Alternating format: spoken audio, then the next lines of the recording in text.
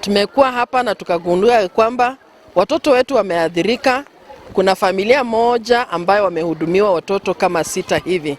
Hivi ni kusema ya kwamba community generally ya Birunda imeathirika na funza. The teachers have been affected, and most of them, if you look at them, we normally put on closed shoes because we fear that. So thank you so much. This is going to help the teachers so much.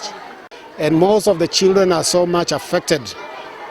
We are so humbled by the exercise we have done today, and we have seen that most of the children are so affected by the jiggers in this school.